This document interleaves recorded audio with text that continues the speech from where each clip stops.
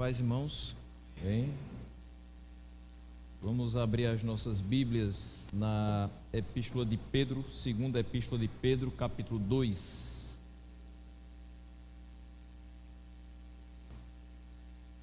Segunda Epístola do apóstolo Pedro, capítulo 2.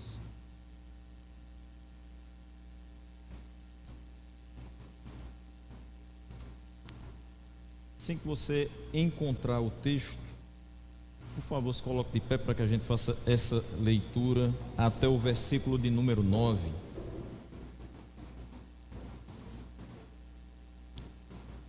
Segunda Pedro 2, do 1 ao 9. Os falsos mestres e a sua destruição.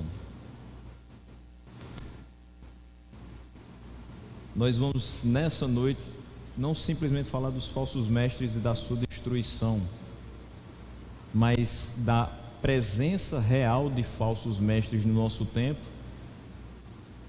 Mas apesar disso, vislumbrar que o Senhor sabe livrar os seus. Apesar da presença de falsos mestres, o Senhor liberta os seus eleitos, aqueles que andam piedosamente segundo a sua palavra. Vamos à leitura.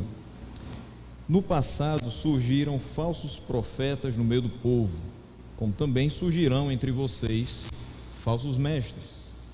Estes introduzirão secretamente heresias destruidoras, chegando a negar o soberano que os resgatou, trazendo sobre si mesmos repentina destruição. Muitos seguirão os caminhos vergonhosos desses homens e, por causa deles, será difamado o caminho da verdade. Em sua cobiça, tais mestres os explorarão com histórias que inventaram. Há muito tempo a sua condenação paira sobre eles e a sua destruição não tarda.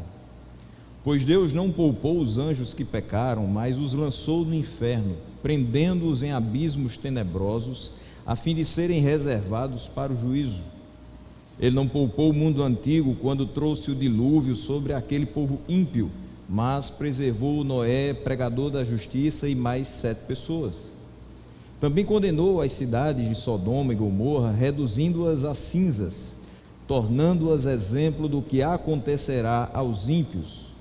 Mas livrou Ló, homem justo, que se afligia com um procedimento libertino dos que não tinham princípios morais, pois vivendo entre eles todos os dias, aquele justo se atormentava em sua alma justa por causa das maldades que via e ouvia. Vemos, portanto, que o Senhor sabe livrar os piedosos da provação e mantém em castigo os ímpios para o dia do juízo. Oremos. Senhor nosso Deus, nós te damos graças pelo simples fato de estarmos de pé, e também pelo fato de o Senhor ter nos trazido pela mão para te louvar nesta noite, pela tua fidelidade, pela tua grandeza e pelo teu amor. E nós te pedimos que nesses breves momentos o Senhor fale conosco através da tua palavra, e que o teu Santo Espírito aplique no nosso coração. Assim te oramos agradecidos em nome de Jesus. Amém. Os irmãos podem se assentar, permaneçam, por favor, com sua Bíblia aberta, para que a gente observe esses 9 versículos. A gente retoma o que já há um bom tempo começou, a segunda Epístola de Pedro. Tive a oportunidade de falar 2 vezes no primeiro capítulo, mas é bom sempre a gente fazer um apanhado rápido, para que a gente tenha a noção de onde vai pisar a partir de agora, qual é o terreno do segundo capítulo. Pedro começou essa segunda epístola certificando os irmãos destinatários, bem como a nós que somos leitores dos seus escritos hoje, quanto à vocação, a nossa vocação, chamado para servir ao Senhor, mas também quanto à nossa eleição. Sei que há pessoas que ainda hoje têm muita dificuldade quanto a essa doutrina, mas de fato não dá para enxergar algo diferente. Não somente Pedro, mas Paulo falam sobre isso durante o Novo Testamento. Nós fomos de fato eleitos por Deus, e isso antes da fundação do mundo. Isso não é um motivo para que as pessoas se sintam arrogantes, pretensiosas, presunçosas ou melhores do que outras, mas é fato que isso deve soar no nosso coração como um alívio, um conforto e um prazer muito grande em saber que fomos alvos de tão grande graça do Senhor ao nos escolher, mesmo nós não sendo merecedores. E ele deixa claro que todo aquele que foi eleito de modo algum pode ser improdutivo. Isso fica muito claro no primeiro capítulo, quando ele mostra que aquele que de fato nasceu de novo, que foi eleito, ele deve viver pela palavra de Deus, e quem vive pela palavra de Deus deve produzir alguma coisa. Não pode ser uma árvore infrutífera, até porque se você não dá fruto, você deve ser cortado e lançado fora. Mas se você dá fruto, aquele que é o dono da videira, ele corta, poda, para que você continue produzindo mais fruto. É assim que a gente deve enxergar a nossa caminhada cristã. Nós somos chamados para trabalhar para aquele que nos salvou. E ele finaliza o primeiro capítulo relembrando os irmãos de verdades que foram pregadas por eles e dizendo: olha, o que eu estou pregando não é proveniente de fábulas, não são histórias inventadas, mas é uma palavra que é fiel, é digna de aceitação, está firmada nos céus e expõe e promove a glória de Cristo, recebida da parte do Pai, quando da suprema glória ele foi dirigido a voz que disse: este é o meu Filho amado, em quem me agrado. E agora ele vai utilizar todo o capítulo 2 para falar acerca dos falsos mestres e da sua destruição. Ele nos certifica do conteúdo do Evangelho, que nos dá a certeza de que pelo sacrifício de Cristo somos feitos novas criaturas, e através da ação do Espírito Santo em nós há de fato uma regeneração para vivermos para o louvor da sua glória, e nos mostra que isso deve estar muito bem gravado no nosso coração para não nos entregarmos aos falsos ensinos desses falsos mestres, porque eles serão destruídos. É isso que o capítulo 2 vai tratar a partir de agora. Hoje a gente medita até o versículo número 9, procurando deixar como pontos principais: existem sim falsos mestres, eles estão presentes no nosso tempo, mas Deus é sábio em livrar os piedosos da provação, ao mesmo tempo em que pune os ímpios. Esses 9 versículos eu dividi em 3 partes para que a gente possa, de forma bem didática, compreendê-los. Então, o primeiro ponto, o modus operandi desses falsos mestres. Do versículo 1 até o 3 a gente vai ler novamente. No passado surgiram falsos profetas no meio do povo, como também surgirão entre vocês falsos mestres. Estes introduzirão secretamente heresias destruidoras, chegando a negar o soberano que os resgatou, trazendo sobre si mesmos repentina destruição. Esse é o primeiro versículo. Eu quero chamar a atenção para a questão de que eles vão introduzir heresias destruidoras. Falsos mestres trazem até nós, até os seus ouvintes, heresias destruidoras, notícias falsas. Nós somos os portadores das boas notícias, das boas novas, mas os falsos mestres trazem notícias que são falsas. E o nosso tempo é muito falado sobre isso. Eu não uso a expressão em inglês porque existe correspondência em português. Então existem notícias falsas todos os dias. Elas são veiculadas desde que o mundo é mundo. Eu escutava o reverendo Tarcísio Carvalho, talvez você não conheça, mas através do que eu vou falar você vai conhecê-lo. Ele é o co-pastor do pastor Emílio Garofalo Neto, lá na Igreja Presbiteriana Semear em Brasília. E ele estava expondo esse texto e trouxe uma contribuição muito valiosa que eu não saberia como explicar como ele explicou, então eu vou utilizar as palavras que ele utilizou a respeito do que as notícias falsas podem ser, que elas podem representar e como elas podem ser utilizadas, como elas podem ser demonstradas no nosso meio. Segundo ele, as notícias falsas podem ter um conteúdo verdadeiro, mas um contexto falso. Eu vou dar um exemplo disso. Alguém pode chegar para você e dizer assim: Deus quer lhe abençoar. Isso é verdadeiro ou falso? Isso é verdadeiro, Deus quer lhe abençoar.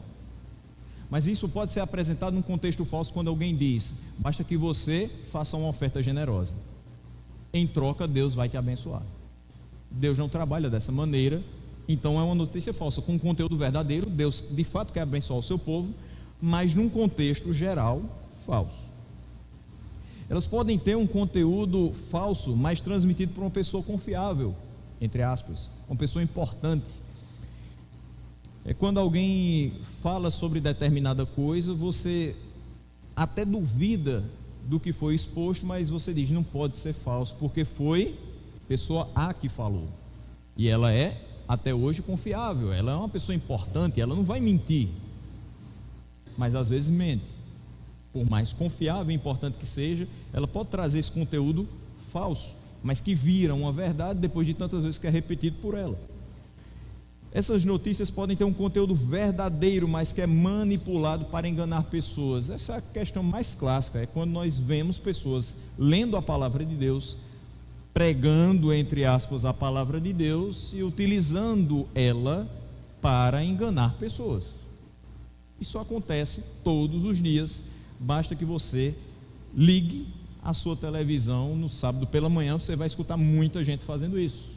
Infelizmente, nós temos um contexto hoje de pregação televisiva, que no sábado pela manhã você tem 30 minutos do programa Verdade e Vida com o pastor Hernandes Dias Lopes e 3 horas e meia de programação no mesmo canal, que praticamente desfaz tudo que foi falado antes, se você não tiver firmeza no Evangelho. E as notícias falsas podem ter também um conteúdo fabricado, construído para transmitir o mal e causar terror nas pessoas. As pessoas podem tramar de uma certa forma um conteúdo que não existe, que não é verdadeiro, mas que quando transmitido vai ter um efeito muito nocivo nas pessoas que escutam. O mal é trazido e, mais ainda, o terror é colocado no coração das pessoas. Não precisa nem dizer que vai fazer praticamente 3 anos que a gente vive escutando esse tipo de notícia, nem todas elas verdadeiras, e que o terror, o pânico foi colocado no nosso coração durante um certo tempo. Notícias falsas então podem fazer você pensar que será bom escolher algo que claramente vai lhe trazer ruína. Claramente aquilo vai prejudicar a sua vida, mas dependendo da forma como aquilo foi manipulado, você diz: essa deve ser a escolha certa. Também pode assassinar a reputação de uma pessoa. Uma notícia falsa, um boato, uma calúnia pode assassinar a reputação de uma pessoa que, de forma alegada, não agiu corretamente em uma determinada situação, ou que simplesmente desagradou a quem estava no poder, seja numa instituição comercial, educacional ou religiosa. O fato é que, se as notícias falsas elas existem e elas têm um efeito sobre nós, é porque alguém as passou à frente, é porque alguém as disseminou. Você já deve ter ouvido a respeito de uma notícia falsa sobre algo, sobre alguém, ou você mesmo já fez parte da notícia, você virou a notícia. Aconteceu no passado, como ele diz aqui, e acontece de forma igual no presente. Mas o versículo 2 nos traz o seguinte: muitos seguirão os caminhos vergonhosos desses homens. Ele já está dizendo que quem transmite essas notícias falsas acerca do Evangelho, quem deturpa o Evangelho, quem fala contrariamente à palavra de Deus, segue um caminho vergonhoso. E muitos, dando ouvidos a esses ensinos falsos, vão também seguir os caminhos vergonhosos desses homens, e por causa deles, por causa dos que ouvem e disseminam e passam à frente, o caminho da verdade vai ser difamado. O grande problema não é que pessoas preguem incorretamente a palavra de Deus, porque se nós não dessemos ouvido, ali mesmo morria. O problema é quando as pessoas dão ouvido, seguem os caminhos e reproduzem o conhecimento errado e perpetuam esse falso ensino. Isso vai gerando um alcance muito maior e um prejuízo, consequentemente, muito maior. No passado, então, surgiram falsos profetas no meio do povo, como também surgirão entre vocês falsos mestres. Em tempos remotos, muitos se levantaram tentando colocar na cabeça do povo de Deus ideias erradas, contrárias ao que está contido nas Escrituras. Certamente você já teve a oportunidade de estudar que, num passado bem distante, algumas pessoas falaram que Jesus não podia ter duas naturezas. Algumas outras pessoas também disseram que ou ele era Deus, ou ele era homem.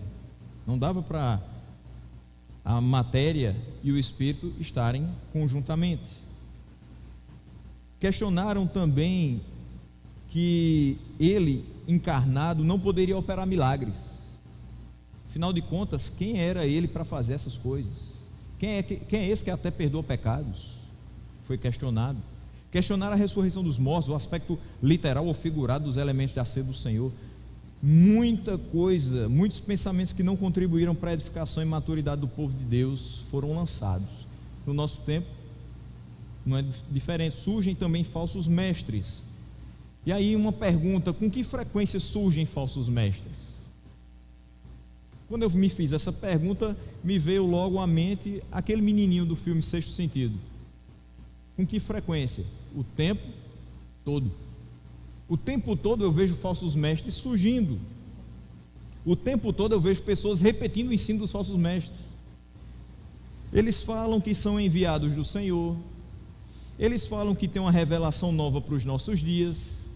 Eles trazem uma nova unção para essa geração. Eles só não dizem que tem a cura para o maior problema da humanidade. Qual é? O pecado. Esse é o maior problema do ser humano. É a corrupção que está entranhada no coração do ser criado por Deus para ser conforme a sua imagem e semelhança. Do pecado todo o restante se deriva, todo o mal desse mundo. É interessante que esses falsos mestres inventam de tudo. Quando você pensa que a criatividade deles cessou, ele surge com a novidade. Quando você pensa que não dá para ir mais longe, eles conseguem. Eles, com uma voz serena, encantam e desorientam as ovelhas do Senhor, cujo balido deveria ser em louvor a Deus, mas que agora estão apenas ávidas por uma palavra motivacional, de autoafirmação e triunfo isento de lutas. Ninguém quer saber que a vida cristã tem provações. Muita gente quer chegar na igreja e quer escutar uma palavra de ânimo. Olha, você vai vencer, vá para cima. Você vai passar pelos obstáculos. Doença, isso é coisa para gente fraca. Você tem fé, você tem Deus. Você é vencedor. Você não tem problema, você não pode ter problemas. E assim vai. São palavras erradas. Crente tem problema. Crente sofre. Mas tudo isso tem propósito. Além do propósito de crescer, amadurecer, o mais importante é que Deus seja glorificado através de tudo isso. E que o seu poder seja revelado na solução de cada uma dessas provações.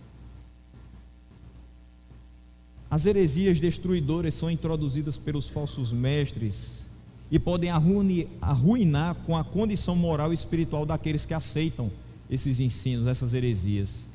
Eles começam sendo postos aos poucos, devagarinho, e aí por fim eles podem resultar, por exemplo, na negação de Deus, como ele fala aqui, ainda no versículo 1, parte B. Isso acontece e se potencializa quando fatalidades ocorrem. Certamente em 2004, quando houve o tsunami, alguém pode ter dito assim: se Deus é bom, por que deixou isso acontecer? De 2 anos para cá, alguém pode ter perguntado: por que Deus não evitou essa tragédia? Interessante como números, mesmo que sejam aos milhares, e eu não desconsidero que são grandes, conseguiram cegar o povo de Deus para a realidade de que Ele continua sendo grande. Ele não deixou de ser Deus porque tragédias aconteceram. Ele não deixou de ser Deus porque nossos familiares, alguns deles, faleceram. Ele não deixa de ser Deus porque nós passamos por conflitos existenciais, porque nós passamos por questões de saúde mental, por questões de saúde física. De forma alguma, Ele continua sendo Deus, e nós não podemos de forma nenhuma permitir que qualquer tipo de ensino nos leve a negar a sua existência, o seu poder e a sua soberania. Porque se isso acontecer, daí vai ser um caminho não muito longo para que se passe a prática de uma vida libertina. Se Deus não existe, se Deus não tem poder, se essa palavra aqui não tem a menor validade, eu vou viver do jeito que eu quiser. Eu vou passar a desacreditar da veracidade da Bíblia. Eu vou ser pior do que quem diz que a Bíblia contém a verdade, porque ela não contém, ela é a verdade. Mas eu vou passar a não acreditar que ela contém. Eu vou dizer que ela tem erros, eu vou dizer que ela não tem validade, que é um apanhado de histórias que serviu para um determinado momento histórico, mas para hoje não vale. E eu vou arranjar todo tipo de desculpa e todo tipo de subterfúgio para não seguir o que está escrito nela. Não só isso, eu vou começar a manipular essa palavra gananciosamente para com os crentes em Cristo. Não pense que as pessoas que fazem isso hoje um dia não creram.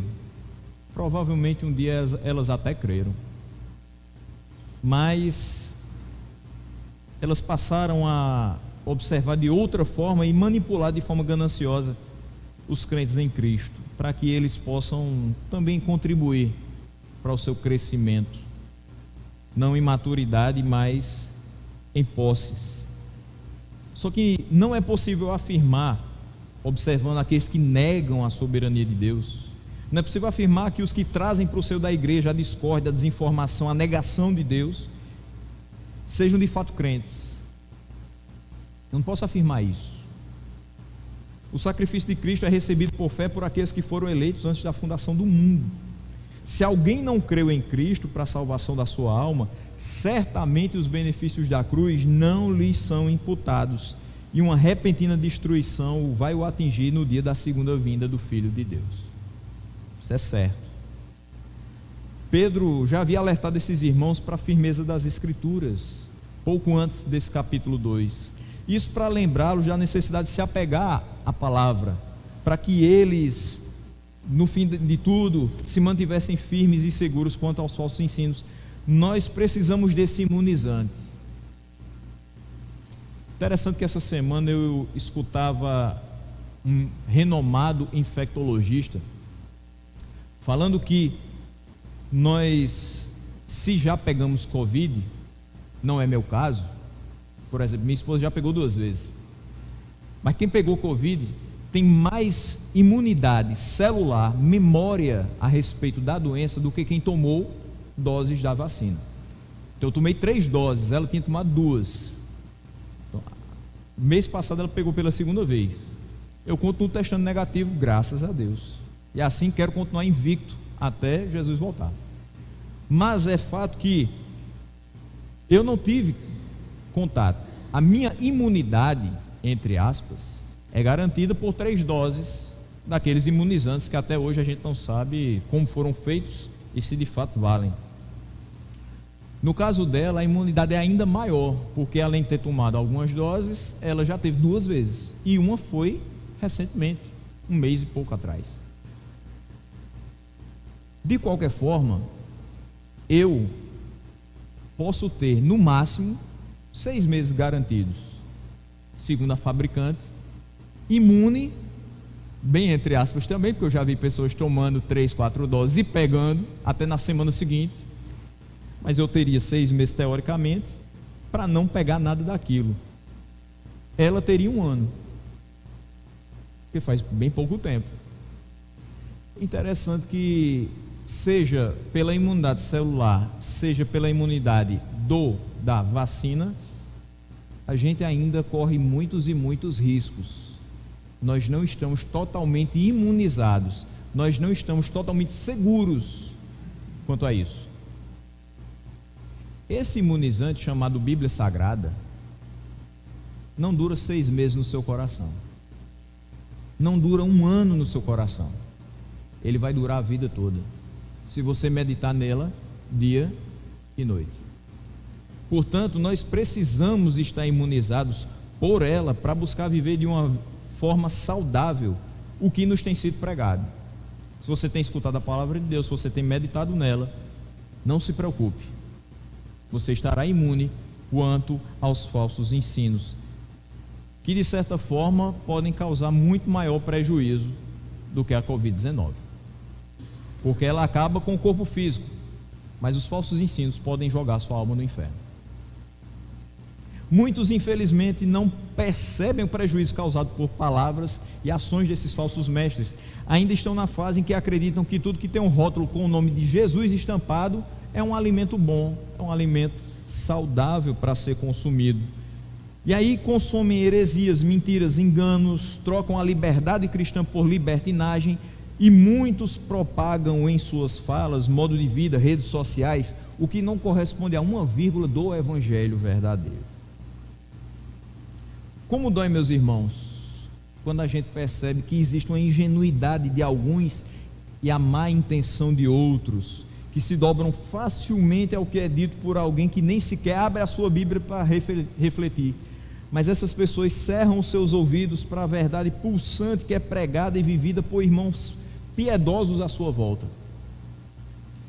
Por causa de incautos, iludidos, aprendizes de falsos mestres, o caminho da verdade é difamado, como diz no versículo 2. O comportamento imoral por parte daqueles que afirmam ser cristãos dá ao cristianismo uma má fama perante os incrédulos. É aquele tipo de coisa, fulano é crente, mas ele vive de um jeito que... Qual é a diferença? Ser crente desse jeito, acho que é melhor não. Bom, ele diz que ama a Deus, mas vive dessa forma. Será que ama de verdade? Vai criando uma má fama entre os incrédulos, e todos os crentes errados que eles conhecem parece que colocam por água abaixo todo o trabalho dos crentes piedosos. Com frequência os cristãos são exortados, meus irmãos, a exibir um comportamento exemplar, para que a causa do evangelho não seja obstruída. Se você quiser ter 2 exemplos disso, você abre a sua Bíblia em 1 Timóteo 6:1, você vai perceber lá a exortação para que você viva de forma exemplar, e Tito 2:5, 9 e 10.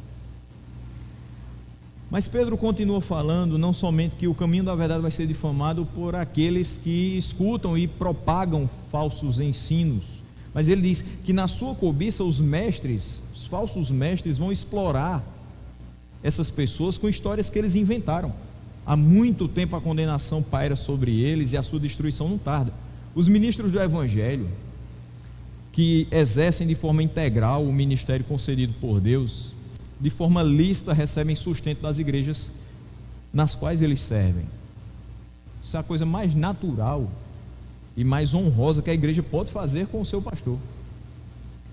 Mas os falsos mestres geralmente não são pastores de igreja local, embora existam pastores de igreja local que são falsos mestres, mas geralmente eles não são pessoas que sabem o que é visitar quem está enfermo, não são pessoas que se afadigam no aconselhamento de irmãos que estão precisando de palavras de conforto, não são aqueles que exortam as ovelhas a viverem uma vida santa, não são aqueles que oram e choram pelos seus irmãos.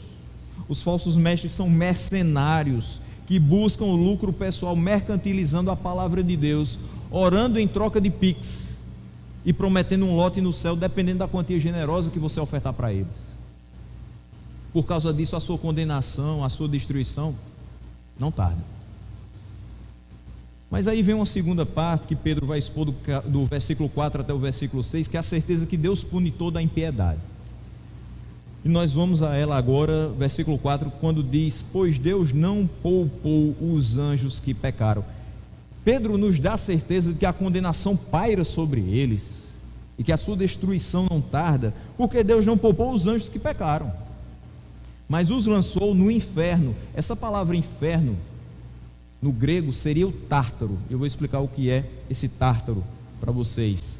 E ele diz: prendendo em abismos tenebrosos, ou em cadeias de escuridão, a fim de serem reservados para o juízo.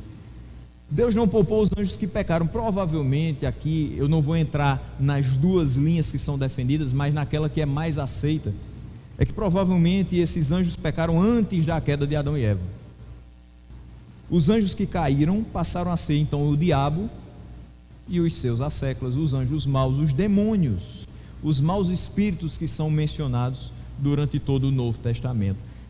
Deus os lançou no Tártaro, que é o termo grego usado para designar o lugar para onde os piores espíritos eram enviados para serem castigados. Lá eles vão ficar confinados até o dia do julgamento final, até o dia do juízo. No versículo 5, Pedro vai mostrar que ele também não poupou o mundo antigo, quando trouxe o dilúvio sobre aquele povo ímpio, mas preservou Noé, pregador da justiça, e mais 7 pessoas. Deus puniu o mundo antigo por causa da impiedade, afogando esse mundo inteiro por completo, restando apenas 8 pessoas.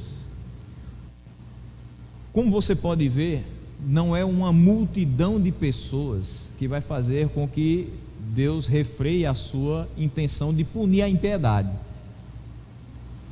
Eu tenho apenas 8 pessoas que foram preservadas. Ele não só preservaria se nós tivéssemos 1000 justos. Os 8 eram importantes, porque eles não estavam propagando a impiedade. Deus sabe como punir a impiedade e livrar os seus justos. Noé foi chamado por Deus a pregar uma geração ímpia. E quando Noé pregava aquela geração ímpia, o que diziam dele? Você é louco. Como é que vai vir água do céu, vai cair e vai consumir toda a terra? Isso é conversa. Ele pregava acerca da necessidade de arrependimento. Aquela geração toda era ímpia. A nossa geração é diferente.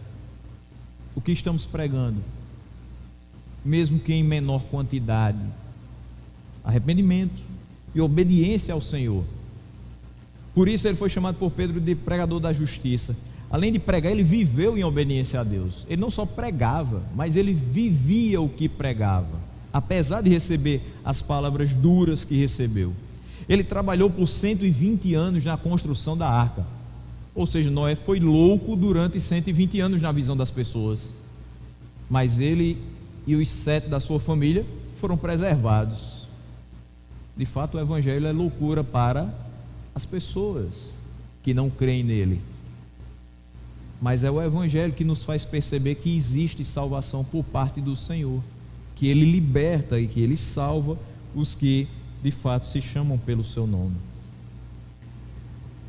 Aquela arca foi um instrumento usado por Deus na preservação da vida de Noé e da vida da sua família. O versículo 6 mostra também, Pedro lembra aos seus ouvintes que Deus também condenou a impiedade nas cidades de Sodoma e Gomorra, reduzindo-as a cinzas, tornando-as exemplo do que acontecerá aos ímpios. Então a destruição dessas cidades teve um propósito. Qual foi o propósito? Servir de exemplos para outras localidades onde essa impiedade imperava, para que elas tivessem uma advertência quanto ao destino que lhes estava reservado. Olha, se vocês continuarem nesse caminho, é exatamente isso que vai acontecer. Se vocês continuarem propagando falsos ensinos, vivendo de forma ímpia, vocês serão destruídos. Eu irei punir vocês. É importante chamar a atenção para o fato de que os falsos mestres zombam do julgamento divino. É por isso que eles continuam propagando os seus falsos ensinos. Eles agem de maneira inconsequente, eles acham que não vai haver nenhuma consequência das suas ações, das suas palavras, dos desvios que eles provocam nos filhos de Deus. Pedro aqui não tem a intenção de dizer quando os falsos mestres vão ser julgados pelos seus ensinos errados, mas ele apresenta aqui que o juízo de Deus é certo e eficaz, e ele dá 3 exemplos disso. Esses 3 exemplos do Antigo Testamento demonstram isso. Ele não poupou seres angelicais, ele julgou o mundo e ele julgou cidades. Se Deus puniu a impiedade de várias ordens e de várias maneiras, certamente ele vai punir a impiedade de falsos mestres e também dos seus seguidores. Mas há uma boa notícia no meio de tudo isso. E é meu terceiro ponto, é que o Senhor sabe livrar os seus, do versículo 7 até o versículo 9. Ele diz: depois de tudo isso, depois de condenar aqueles que são os seres angelicais que caíram, depois de condenar o mundo que vivia em impiedade, trazendo dilúvio sobre ele, depois de condenar as cidades de Sodoma e Gomorra, ele livra Ló. Ele diz: mas livrou Ló, homem justo, que se afligia com o procedimento libertino dos que não tinham princípios morais. E eu já vou também no versículo 8, quando ele diz: pois vivendo entre eles todos os dias aquele justo se atormentava em sua alma justa por causa das maldades que via e ouvia. Junto com a punição dos ímpios, Deus promove a libertação dos piedosos. Em todos os casos descritos por Pedro, os que eram justos foram preservados. Foram todos os seres angelicais que foram punidos? Não. Mesmo vindo o dilúvio, ainda restaram 8. Sodoma e Gomorra foi consumida pelo fogo, mas sobrou Ló. E só não sobrou a sua mulher porque ela olhou para trás. O apóstolo foca mais em Ló nesses 2 versículos, apontando que ele era justo. Às vezes, quando você lê isso, você fica: Ló era justo mesmo? Observando a vida de Ló, não dá para dizer que ele era um exemplo de justiça e retidão. Mas comparado com a população de Sodoma e Gomorra, sim, ele podia ser considerado um justo. E aí eu olho para mim mesmo, e eu olho para cada um de nós talvez não sejamos exemplos integrais, nós não somos 100%, por assim dizer, justos e retos. A gente pisa na bola quase que o tempo todo. A gente entristece o Espírito Santo que habita em nós muitas e muitas vezes durante a nossa vida. Mas, comparado com o que nós temos visto e ouvido, nós somos justos. Porque nós fomos justificados. E é o sangue de Cristo que nos faz perseverar e ser preservados até o último dia. Nós não vamos nos perder por conta dos vacilos que cometemos. Eles são cometidos porque nós continuamos nesse corpo material. Mas chegará um dia em que a justiça e a retidão serão plenas em nós, assim como é no Deus que nos salvou. Ló se afligiu com o procedimento libertino dos que não tinham princípios morais. Ele viu e ele ouviu muita coisa que perturbava o seu coração. Meu irmão, sinceramente, se você hoje está com os olhos bem abertos e os ouvidos bem atentos para as coisas que estão sendo praticadas, ditas, feitas no nosso tempo, dificilmente você não vai ficar aflito com o procedimento de vários cristãos. A gente não tem o que se surpreender com o procedimento do ímpio, porque ele vai de mal a pior. Mas a gente se surpreende e às vezes eu penso, eu não queria mais me surpreender, mas eu invariavelmente ainda me surpreendo com determinados comportamentos, com determinados procedimentos que são libertinos. Parece que não existem princípios, parece que essa palavra não saiu daqui e foi para o coração, e como disse o pastor Rony, não veio para a ponta dos dedos. Parece que não virou prática aquilo que você escutou e que não fez diferença nenhuma na sua vida. Porque talvez seja o momento de sair das redes sociais. Talvez seja o momento de sair um pouquinho desse mundo tão virtual, mas que traz uma realidade muito nua e crua de pessoas que se entregam a paixões desse mundo sem perceber a consequência dos seus atos para si, para a sua família e para as pessoas que estão ao seu redor. Existem coisas que a gente deixa de fazer porque necessariamente são erradas. obviamente elas são erradas. Então você deixa de fazer. Isso às vezes independente de você ser uma nova criatura ou não. Existem milhões de pessoas nesse país tentando parar de fumar. A maioria delas não é cristão, mas elas sabem que fumar é errado, que fumar causa dependência, que fumar causa câncer no pulmão e tantas outras doenças. É óbvio que aquilo ali deve ser deixado de lado. Mas tem coisas que parece que vão sendo meio que amenizadas ao longo dos tempos, vão sendo naturalizadas ao longo dos tempos, e por mais que elas tragam prejuízos, talvez não para mim, mas para um irmão mais fraco, talvez não para mim, mas para a minha família, mas eu continuo fazendo, porque não tem nada não, porque isso é besteira, porque é só uma vezinha, porque o pastor não está vendo mesmo, porque ninguém vai descobrir. E às vezes não é que as coisas são feitas escondido, pensando que ninguém vai descobrir, que o pastor não está vendo, enfim. Hoje a gente vive numa sociedade que quanto mais você peca, mais você quer expor o seu pecado. Isso é o que é mais louco nessa geração que a gente está vivendo, porque as pessoas não têm vergonha nenhuma de abrir as suas redes sociais, nos seus stories, no seu feed, nos seus perfis, mostrar o que de pior elas têm, mostrar o que de mais degradante elas podem produzir. Parece que a gente está vivendo num mundo sem Deus, e isso eu não estou falando só dos ímpios. Esse é o grande problema, porque se fossem só os ímpios que mostrassem isso, eles foram feitos para isso mesmo, eles foram criados para a perdição mesmo.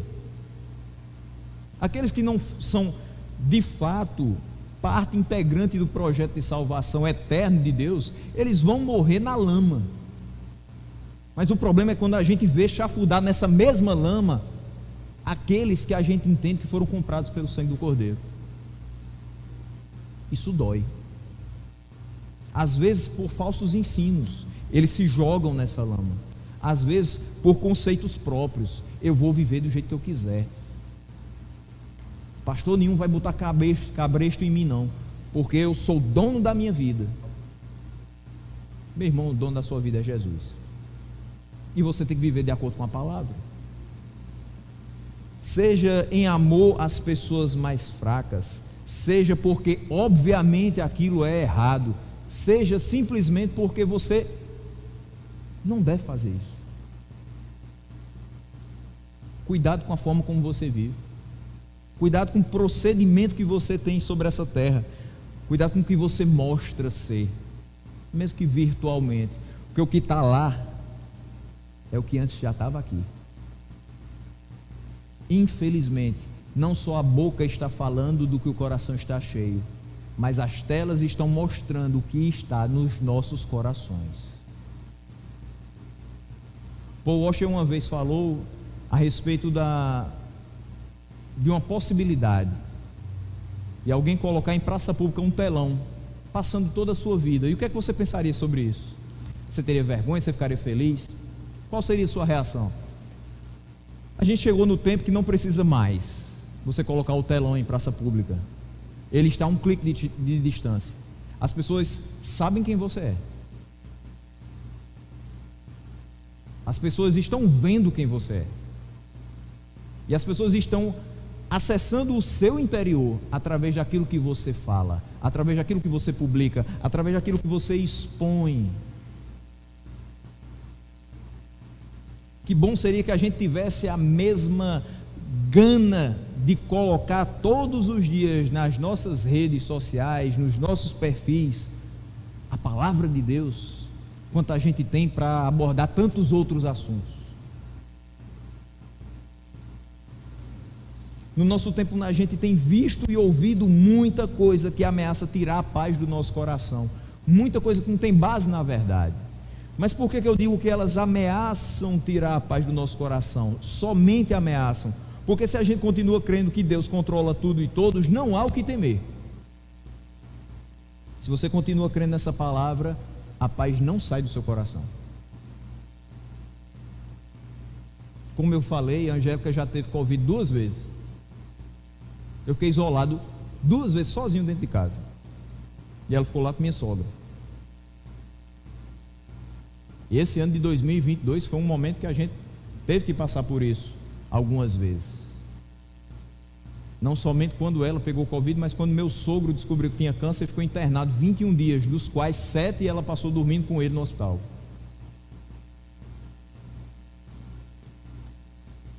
Eu poderia pensar, meu Deus, quanta coisa ruim que nos sobreveio em 2022. Isso é só a ponta do iceberg. Meu Deus, e se eu pegasse Covid junto dela? Da primeira vez que ela pegou, nós ficamos 7 dias dentro de casa. Ela já com Covid e eu não. E eu testei 2 vezes, negativo. Dessa vez foi logo no segundo dia. E eu fui testar de novo, zerado. Ah, é porque eu sou blindado, né? É não, é porque Deus é maior. Ah, então o Deus que eu sirvo não é o Deus da minha esposa, porque ela pegou, né? Então meu Deus é maior, o dela é menor. Não, é o mesmo Deus. Mas ele se revelou gracioso, não permitindo que os seus sintomas fossem graves. E ele se revelou gracioso, não permitindo que eu pegasse. Mas muita gente diz, ó, se você pegar isso, é porque está em pecado. Se você pegar isso, é porque Deus não está com você. Quanta gente ficou atemorizado e o seu coração perdeu a paz porque, meu Deus do céu, eu vou pegar esse negócio e vou morrer. Hoje raramente alguém fica entubado, não é verdade? Raramente alguém vai para a UTI e morre. Graças a Deus por isso. Mas se ela tivesse pegado, tivesse transmitido para mim, eu tivesse ficado entubado, e hoje eu não tivesse a oportunidade de estar aqui, eu sei para onde eu tinha ido. E essa é a certeza que eu gostaria que cada um daqui tivesse. Se tivesse acontecido com qualquer um de nós, a paz não poderia sair do nosso coração, porque a paz que está em nós foi Deus que deu. É uma paz que o mundo não a dá, e ela excede todo o entendimento, porque para os outros lá de fora, dizer isso que eu disse agora é ser louco. Mas deixa eu ser louco como Noé, porque ele fez a arca, que foi instrumento de Deus para lhe salvar, para lhe preservar. E eu prefiro continuar crendo no Deus que provê também a nossa preservação. O Senhor sabe livrar os que lhe pertencem, os que foram comprados pelo sangue de Cristo, e por crerem em Cristo não vão perecer, mas vão ter vida eterna. Aqui há necessidade de se comentar, meus irmãos, 2 responsabilidades para depois a gente ir para o último versículo e fechar a nossa pregação. Os pregadores fiéis têm uma grande responsabilidade de continuar semeando a palavra genuína de Deus, para que se evite o engano no meio do povo. A nossa responsabilidade é imensa, porque se eu digo que a cada dia surgem falsos mestres, a cada dia nós precisamos de mais pregadores fiéis. Com isso eu estou corroborando com a fala do pastor Jamerson aqui no Momento Missionário. Se eu percebo que há uma proliferação de falsos ensinos e muita gente continua caindo neles, eu preciso também de mais pessoas que se coloquem nas mãos do Senhor para continuar pregando fielmente a palavra da verdade. E nós temos, enquanto filhos de Deus, a responsabilidade de cuidar do nosso coração. Cuide do seu coração, meu irmão. Escute mensagens bíblicas. Leia a palavra. Veja com muito critério quem você segue, seja na sua vida, seja nas redes sociais, para que você não venha ver o mundo com lentes que distorcem a realidade. Antes que a gente veja com clareza que Deus é soberano e que Jesus Cristo há de voltar para julgar vivos e mortos punindo os ímpios e livrando os retos. Essa é a realidade do Evangelho. Vemos, portanto, versículo 9, que o Senhor sabe livrar os piedosos da provação. O Senhor sabe livrar os piedosos da provação e provê os meios para isso. Por isso que eu falei da responsabilidade que os pregadores e que nós cristãos temos. Ele provê os meios para isso. Se nós estamos abastecidos da palavra, se nós buscamos traduzi-la em prática de vida, se nós não damos ouvidos aos falsos mestres e não seguimos os seus caminhos vergonhosos, certamente Deus nos livrará das provações, certamente a condenação não irá pairar sobre nós. O mesmo Deus que com ira mantém em castigo os ímpios para o dia do juízo, é aquele que em amor e por amor do seu nome nos guarda e preserva o coração e a mente, para que nós perseveremos até o dia final, honrando, agradando, glorificando a Ele, sendo libertos de todo engano e de todo mal. A esse Deus que pune os ímpios, mas que livra os seus, seja a glória pelos séculos dos séculos. Amém.